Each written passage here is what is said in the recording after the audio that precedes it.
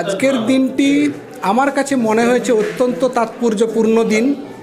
কেননা মানুষের বেঁচে থাকার একটাই পথ, সেটা হচ্ছে এই দাওয়াখানা, যেটাকে আমরা বলি স্বাস্থ্যকেন্দ্র।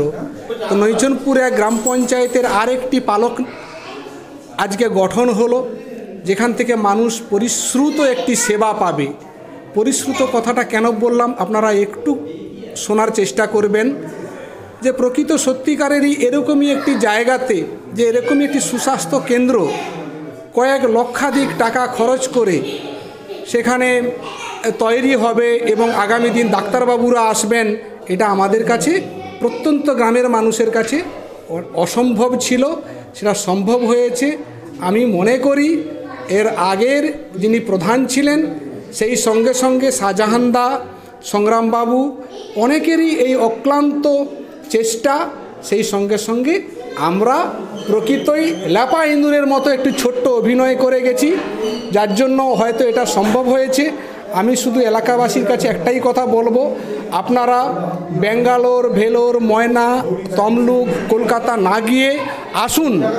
আমাদের এই সুস্বাস্থ্য কেন্দ্রে প্রত্যন্ত গ্রামের ভিতরেও সঠিক পরিষেবা প্রদান করা হবে, এটুকু আমি আশা রাখছি। এবং আমি আশা করব, আমি যতদিন আছি, পৃথিবীতে যতদিন আছি, সপ্তাহে একবার করে এসে খোঁজ নিয়ে যাব। কারণ এটা গঠনের সময় আমার মনে হয় আমি হয়তো আর সেই যে সেতু বন্ধনের মতো একটা ল্যাপা ইঁদুরের মতো একটু ভূমিকা আমার ছিল, যার জন্য আমি প্রত্যেককেই আবার অনুরোধ করব, আপনারা এই সুস্বাস্থ্য কেন্দ্র থেকেই পরিষেবাগুলো গ্রহণ করবেন এবং সুন্দর থেকে সুন্দরায়ন রাখার চেষ্টা করবেন। আমি এই কথাটি বলে আমি ছোট্ট কথাটি শেষ করলাম। আমি নৈচনপুরা গ্রাম পঞ্চায়েতের উপপ্রধান প্রদ্যুৎ হাজরা।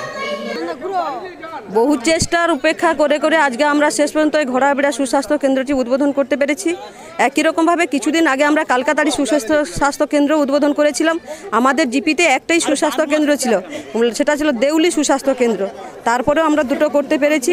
ঘোড়াবেড়ার বাসিন্দা কেন, এবং আমার পাশাপাশি জিপি, পাশাপাশি বুথেরও যদি মানুষ আসে এখানে পরিষেবা নিতে আসতে পারে, কোনো অসুবিধা নেই। এবং নিতে আসতে হবে, আমি সেই বার্তা দেবো, যে কারণ সব রকম পরিষেবা এখানে পাওয়া যায়। মানুষ এসে এখানে পরিষেবা লোক ভালো থাকুক, সুস্থ থাকুক।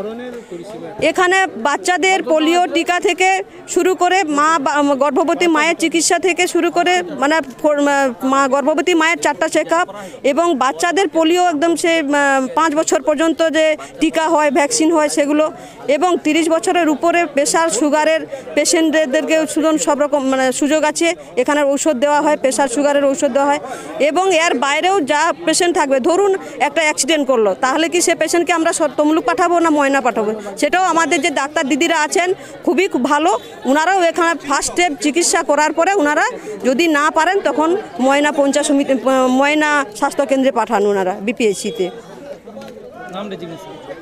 আমার নাম সবিতা সিংহ, আমি নৈচনপুর 1 প্রধান।